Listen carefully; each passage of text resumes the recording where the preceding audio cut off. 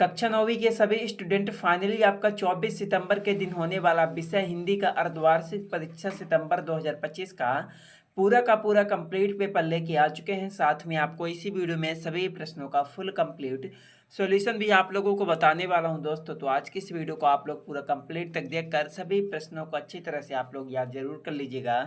आप लोग देख सकते हैं पेपर आपका 80 नंबर का आएगा, समय आपको 3 घंटे का मिलेगा। तो चलिए सभी प्रश्नों को सॉल्व करके देख लेते हैं। तो आप लोग देख सकते हैं सबसे पहले इसमें आपका आता है खंड आज, जिसमें आपका पूछा गया है वस्तुनिष्ठ प्रश्न। तो इसमें आपका सबसे पहले आता है प्रश्न नंबर 1, जिसमें आपका पूछा गया नदी शब्द का संधि विच्छेद है। तो पहले प्रश्न में आपको लिखना होगा, पहले का आपका राइट आंसर हो जाएगा नदी शब्द का संधि विच्छेद आपका तीसरा नंबर नदी धन ईस, क्या हो जाएगा नदी धन ईस। 2 में आपका आता है निम्नलिखित में अशुद्ध शब्द है। दूसरे प्रश्न में आपको लिखना होगा निम्नलिखित में अशुद्ध शब्द, आपका पहला नंबर मूर्धन। तो दूसरे का आपका पहला नंबर हो जाएगा। एंड उसके बाद आपका 3 में आता है आप बीती शब्द किस समास का उदाहरण है। तीसरे प्रश्न में आपको लिखना होगा आप बीती शब्द तत्पुरुष समास का उदाहरण है। किसका? तत्पुरुष समास। तो तीसरे में आपको तीसरा नंबर लिखना होगा तत्पुरुष समास। एंड उसके बाद आपका 4 में आता है द्विगुण व्यंजनों की संख्या कितनी है। चौथे प्रश्न में आपको लिखना होगा द्विगुण व्यंजनों की संख्या 2 कितनी है? 2। तो चौथे में आपको पहला नंबर लिखना होगा 2। तो उसके बाद आपका आता है प्रश्न नंबर 5, जिसमें आपका पूछा गया है छ ध्वनि का उच्चारण स्थान है। 5वें में आपको लिखना होगा पहला नंबर कंठ, क्या हो जाएगा कंठ। 6 में आपका आता है रमेश ने बैल को मारा, यह वाक्य किस कारक का उदाहरण है। तो 6 में आपको लिखना होगा रमेश ने बैल को मारा, यह वाक्य कर्म कारक काल का उदाहरण है। किसका? कर्म कारक। तो इसके बाद आपका आता है प्रश्न नंबर 7, जिसमें आपका पूछा गया है श्याम आया था, यह वाक्य किस काल का उदाहरण है। तो 7वें में आपको लिखना था श्याम आया था, यह वाक्य भूतकाल का उदाहरण है। किसका? भूतकाल का। तो इसके बाद आपका 8 में आता है मैंने खाना नहीं खाया, यह वाक्य का उदाहरण है। 8वें में आपको लिखना होगा मैंने खाना नहीं खाया, यह वाक्य का निषेधवाचक वाक्य का उदाहरण है। तो आपको 8वें में दूसरा नंबर लिखना होगा निषेधवाचक वाक्य। उसके बाद आपका 9 में आता है पावन शब्द का अर्थ है। इसमें आपको लिखना होगा पावन शब्द का अर्थ आपका दूसरा नंबर हवा। उसके बाद आपका आता है प्रश्न नंबर 10, जिसमें आपका पूछा गया चल बसना मुहावरे का अर्थ है। तो 10वें में आपको लिखना होगा तीसरा नंबर मर जाना।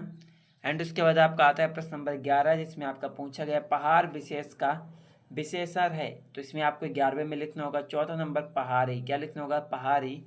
एंड उसके बाद आपका 12 में आता है निम्नलिखित में संयुक्त स्वर है। तो 12वें प्रश्न में आपको लिखना होगा 12वें का आपका राइट आंसर हो जाएगा आपका तीसरा नंबर। एंड उसके बाद आपका आता है प्रश्न नंबर 13, जिसमें आपका पूछा गया है निम्नलिखित में कौन वर्ण ट वर्ग का नहीं है। तो 13वें प्रश्न में आपको लिखना होगा 13वें का आपका राइट आंसर हो जाएगा दोस्तों आपका तीसरा नंबर आपका अंगा हो जाएगा। एंड उसके बाद आपका 14 में आता है प्लुतु स्वर के उच्चारण में कितना समय लगता है। तो 14वें प्रश्न में आपको लिखना होगा 14वें का आपका राइट आंसर हो जाएगा दोस्तों आपको चौथा नंबर लिखना होगा इनमें से कोई नहीं। एंड उसके बाद आपका 15 में आता है निम्नलिखित में कौन स्पर्श व्यंजन है। तो 15वें प्रश्न में आपको लिखना होगा 15वें का आपका राइट आंसर हो जाएगा आपका दूसरा नंबर सा, क्या हो जाएगा सा। तो उसके बाद आपका 16 में आता है अमृतलाल नागर का ननिहाल कहाँ था। तो 16वें प्रश्न में आपको लिखना होगा 16वें का आपका राइट आंसर हो जाएगा तीसरा नंबर गोकुलपुरा। एंड उसके बाद आपका 17 में आता है आ रही रवि की सवारी शीर्षक पाठ के रचयिता हैं। तो 17वें प्रश्न में आपको लिखना होगा तीसरा नंबर हरिवंश राय बच्चन। एंड उसके बाद आपका 18 में आता है भारतीय चित्रपट मूक से सबाक फिल्मों तक शीर्षक पाठ की विधा क्या है। तो 18वें प्रश्न में आपको लिखना होगा दोस्तों 18वें का आपका राइट आंसर हो जाएगा पहला नंबर नाटक। 19 में आपका आता है आ रही रवि की सवारी शीर्षक पाठ में कली कुसुम से क्या सजा है। तो 19वें प्रश्न में आपको लिखना होगा 19वें का आपका राइट आंसर हो जाएगा आपका दूसरा नंबर पथ। 20 में आपका आता है भारतीय चित्रपट मूक से सबाक फिल्मों तक शीर्षक पाठ के लेखक कौन है। तो 20वें प्रश्न में आपको लिखना होगा 20वें का आपका राइट आंसर हो जाएगा आपका तीसरा नंबर राजेंद्र प्रसाद। एंड उसके बाद आपका 21 में आता है आ रही रवि की सवारी नामक पाठ की विधा है। तो 21वें प्रश्न में आपको लिखना होगा चौथा नंबर कविता। एंड उसके बाद आपका 22 में आपका आता है आ रही रवि की सवारी शीर्षक पाठ में कौन कीर्ति गायन गा रहे हैं। तो 22वें में आपको लिखना होगा दोस्तों, 22वें का आपको हो जाएगा पहला नंबर पशु पक्षी और गायक। एंड उसके बाद आपका 23 में आता है अमृतलाल नागर मूलतः कौन थे। 23वें में आपको लिखना होगा अमृतलाल नागर मूलतः बिहारी थे। कौन? बिहारी। तो आपको 23वें में दूसरा नंबर लिखना होगा बिहारी। एंड उसके बाद आपका 24 में आता है स्टार थिएटर की स्थापना किसने की थी। 24वें प्रश्न में आपको लिखना होगा स्टार थिएटर की स्थापना मिस्टर अल्फ्रेड ने की थी। किसने? Mister Alfred. 25 में आपका आता है सिनेमा के क्षेत्र में भारत का सर्वोच्च पुरस्कार निम्न में कौन है। 25वें में आपको लिखना होगा, 25वें का आपका राइट आंसर हो जाएगा पहला नंबर दादा साहब फाल्के। 26 में आपका आता है पटना में कला और शिल्प महाविद्यालय की स्थापना किसने की थी।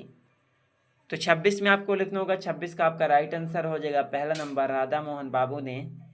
एंड उसके बाद आपका 27 में आता है बिहार में चित्रकला का व्यापक विकास किस रूप में हुआ। तो 27वें प्रश्न में आपको लिखना होगा, 27वें का आपका राइट आंसर हो जाएगा भित्ति चित्र के रूप में। तो आपका 27वें का दूसरा नंबर हो जाएगा। एंड उसके बाद आपका 28 में आपका आता है आ रही रवि की सवारी शीर्षक पाठ किससे संकलित है। तो 28वें में आपको लिखना होगा आ रही रवि की सवारी शीर्षक पाठ रूप तरंगनी से संबंधित है। किससे? रूप तरंगनी से। तो उसके बाद आपको 29 में आता है हरिवंश राय बच्चन का जन्म किस शहर में हुआ था।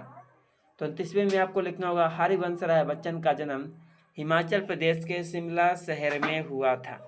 तो 29 में आपको दूसरा नंबर लिखना होगा हिमाचल प्रदेश के शिमला शहर में।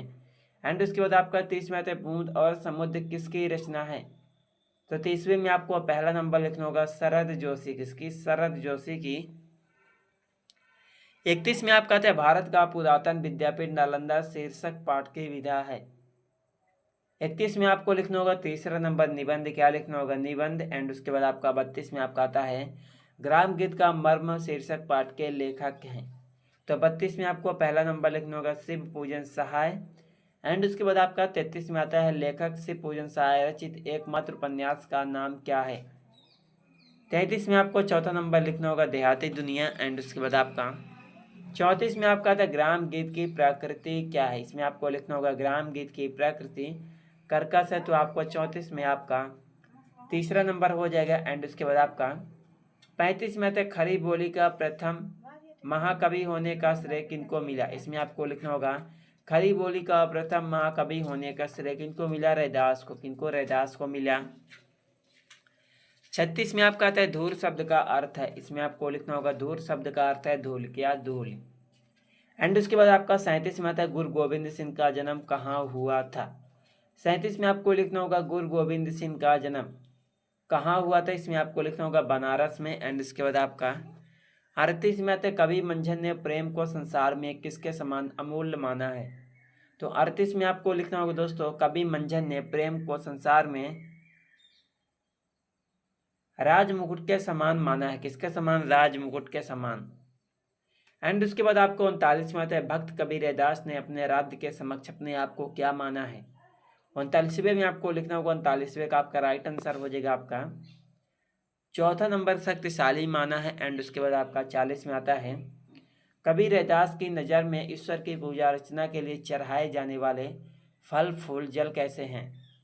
तो 40वें में आपको लिखना होगा 40वें का आपका राइट आंसर हो जाएगा दोस्तों। इसमें आपको पहला नंबर लिखना होगा अनूठे हैं। तो उसके बाद आपका आता है खंडवा जिसमें आपका पूछा गया प्रश्न नंबर 1 जिसमें आपका पूछा गया है निम्नलिखित प्रश्नों में से किसी एक विषय पर आपको निबंध लिखना है। पहला स्वतंत्रता दिवस, दूसरा भारतीय किसान, तीसरा किसी रोचक यात्रा का वर्णन एंड चौथा रक्षाबंधन। तो आप लोग देख लीजिएगा दोस्तों। एंड उसके बाद आपका 2 में आता है निम्नलिखित प्रश्नों में से किन्हीं 5 प्रश्नों को उत्तर दें। 10 नंबर का आपका ये भी पूछा गया है। एंड उसके बाद आपका प्रश्न नंबर 3 में आता है परीक्षा शुल्क माफ करने हेतु तो अपने विद्यालय के प्रधानाध्यापक के पास एक आवेदन पत्र लिखें। 5 नंबर का। एंड उसके बाद आपका 4 में आता है निम्नलिखित में से किन्हीं 5 प्रश्नों को उत्तर दें। एंड उसके बाद आपका आता है प्रश्न नंबर 5 निम्नलिखित में से किन्हीं 3 प्रश्नों को उत्तर दें जो कि आपसे 5 नंबर का पूछा गया है। तो आप लोग इन सभी प्रश्नों को आप लोग अच्छी तरह से देखकर याद जरूर कर लीजिएगा। कहीं पर भी आपको डाउट होगा कमेंट बॉक्स पर कमेंट जरूर कीजिएगा। चलिए मिलते हैं किसी नेक्स्ट वीडियो में आपसे।